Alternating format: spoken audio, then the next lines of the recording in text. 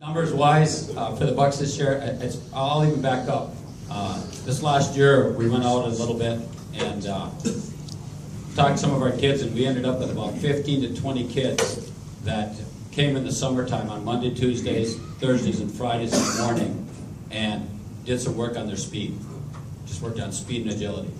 And then they came back at 5 o'clock and lifted. Out of that group, they stayed pretty solid, and it's really helped our line play. I think we're going to see great improvement in our line.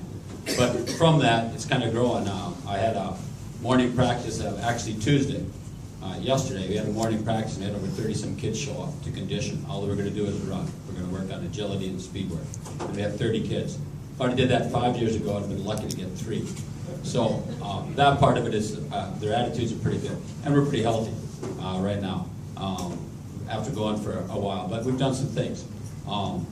Started out 2-a-days, and we had pretty good numbers. We got 45, 46 juniors and seniors. We've got about 25, 26 sophomores, and we got about 35, 40 freshmen. I'd like the sophomore numbers to be up a little bit better, but you got to do with what you got. Realistically, though, the numbers are pretty good. Kids are showing up. We're working pretty hard, and that's all pretty positive. I've enjoyed fall camp so far. I think we're way ahead of where we've been in the past in the sense that we're all on the same page.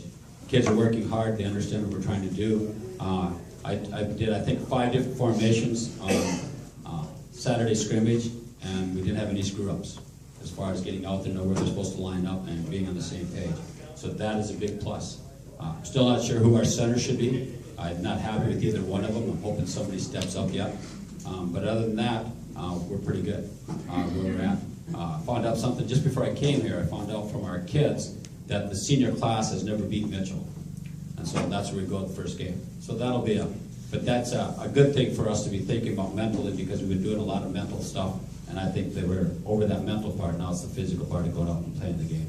And so, but I hadn't realized that, and I didn't realize we're coming off of that page. So I'll do a few more things with practice to overcome that. But I think we're going to have a good group and a fun group. I'm sure you kind of want to know where we're at. We used to have 3 quarterbacks. Now we got 5, but we lost Reed Swatsky before the season started with a knee injury, and he will not be back. I don't think I know for football for sure, and most likely not for basketball either. He had an injury that I think between basketball and baseball, it got him, so he had to do a complete ACL repair. Other than that, we're pretty healthy. There won't be a Levi Davis anymore. It's Levi Cabela. He changed his name when he turned 18. He's been raised by Cabela since he was 5 or 4. And so that's who he really feels is his dad, so we changed the name. And hopefully with the name change, I told him hopefully that changes the injury situation too. And so far pretty healthy. We kept him out of the scrimmage.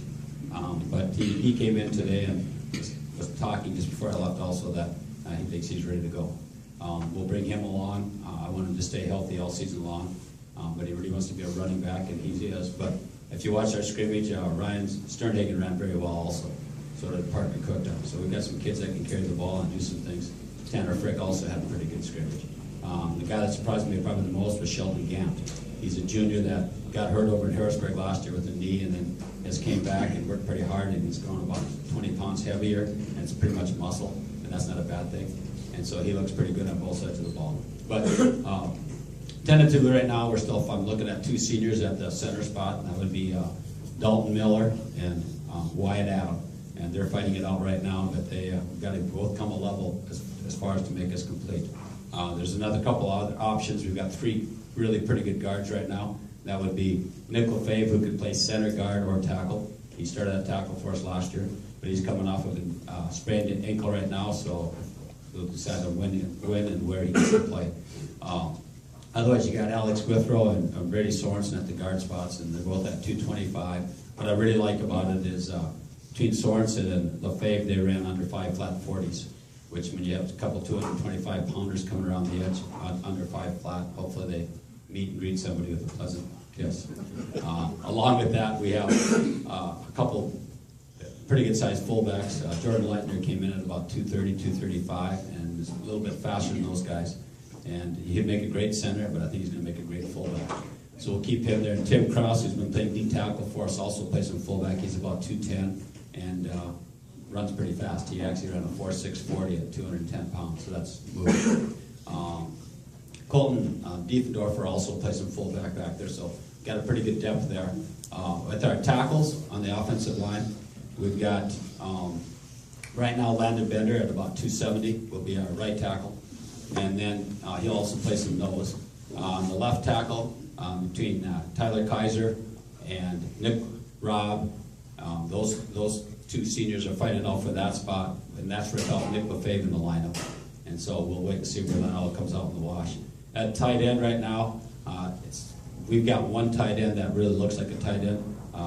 Evan Greenway came in at a little over 6'8", and he's about 230, and he seems to be able to catch the ball pretty well, so that's going to be his spot. He'll be backed up by somebody 6 foot, so we don't have any other 6'8". We do have another pretty good sized guy by the name of Matt Fitzgerald. And some of you will think I'm crazy, but I moved him to the B-back last night, and I think that's where he might play some of the time. Him and Sheldon can rotate that spot. He's also a pretty good receiver, but we move our B-back around to be a receiver and so forth. And it's a nice target when you got 6'8", 6'5", and then on the backside, depending on who I start at or who's playing quarterback, you can have Brady Hale over there, or Lee Rose, who also ran the fastest 40 time. He ran a 4.40. His problem is his shoulder does not want to stay in place. He's going to try to make the season that way, and for him to stay healthy, you got to keep your fingers crossed. But that gives us some pretty good speed with all those guys. Kicking wise, we lost our backup kicker, but actually Mason Strahl's a pretty good kicker also.